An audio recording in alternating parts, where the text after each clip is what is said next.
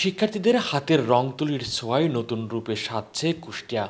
শিক্ষার্থীদের রং তুলির ছোঁয়ায় ফিরে পেয়েছে প্রাণ, সেজেছে নতুন রূপে।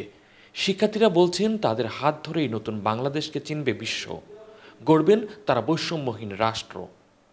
কদিন আগেও কুষ্টিয়া শহরের রাজনৈতিক ও বিভিন্ন প্রতিষ্ঠানের বিজ্ঞাপনী পোস্টারে ছেয়েছিল এখন দেওয়াল জুড়ে নান্দনিকতা।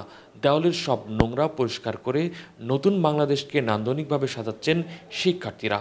দল বেঁধে শিক্ষার্থীরা দেওয়ালে দেওয়ালে তুলে ধরছেন আন্দোলনের নানা স্মৃতিপট। নতুন বাংলাদেশ গড়ার পথটায় অসাম্প্রদায়িক চেতনার বাংলাদেশ। রাস্তার পাশে বিভিন্ন সড়কের দেওয়ালে রং তুলি দিয়ে হরেক রকম গ্রাফিতি ও স্লোগান লিখছেন। এতে অংশগ্রহণ করছেন সব শ্রেণীর শিক্ষার্থীরা। তো আন্দোলনে সেভাবে বাসা থেকে অ্যালাউ করেনি বাইরে যে মিছিল করার জন্য, তো ওইটা আমরা করতে পারিনি। তো দেশটাকে নতুন করে সংস্করণের জন্য রং তুলি দিয়ে আমরা এগুলো করছি। আমাদের যে ভাইরা বোনেরা শহীদ হয়েছে তাদের রক্তের দাম পাইছি, এই জন্য আমরা দেশটাকে এখন সুন্দর করে তোলার লক্ষ্যে আর কি কাজ করতেছি। এখানে মেইনলি আমরা দেয়ালগুলো রং করছি যাতে আমাদের দেশ সুন্দর লাগে। এগুলা তো ফাঁকা ছিল, এগুলাকে একটা সুন্দর রূপ দেওয়ার জন্য আমরা অনেকজনই অনেক গ্রুপই করছে। আমরা করছি কালকের থেকে, আর আজকে পর্যন্তই পুরা সব দেয়াল হয়ে যাবে ইনশাল্লাহ। আমাদেরকে অনেক অ্যাপ্রিসিয়েট করতেছে। এই কারণটা কেন? কারণ সেই একটাই যে আমরা একটা সুন্দর বাংলাদেশ গড়তে চাই, যেখানে কোনো বৈষম্য থাকবে না।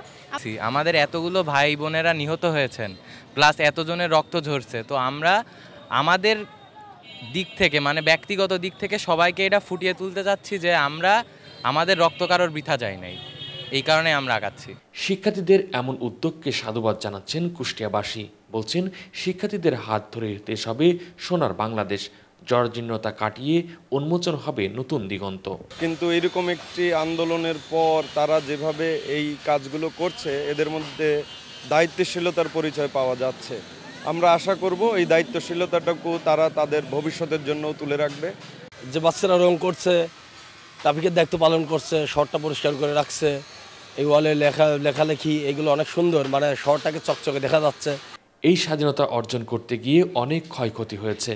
ক্ষয়ক্ষতিগুলো পুষিয়ে নিতে রাস্তাঘাট ও দেওয়াল পরিষ্কার করছে, কেউ বা দেওয়াল রং করে জনসচেতনতা বাড়াতে নানা স্লোগান লিখছেন।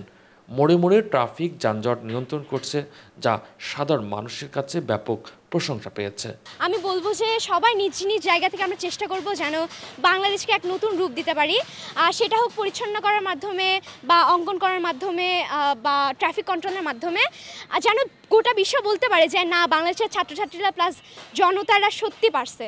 আমরা একটা ধ্বংসাত্মক রূপে কিন্তু পরিণত হয়েছিল আমরা যখন নিজেরা আন্দোলন করেছি, সেই রূপটাকে সরিয়ে ফেলে একদম এমন একটি রূপ দিতে যেটা বিশ্বর দরবারে তুলে ধরা সম্ভব যে বাংলাদেশের মতো এর ব্যতীত অন্য কোনো সুন্দর এরকম দেশ নেই। সকলের সহযোগিতায় শোষণমুক্ত, সন্ত্রাস, দুর্নীতিমুক্ত, স্বাধীনভাবে কথা বলার মতো সুখী সমৃদ্ধ বাংলাদেশ গড়তে তুলে ধরতে চায় তারা। কোহিনুর ইসলাম, নিউজ বাংলা, নিউজ ডেস্ক।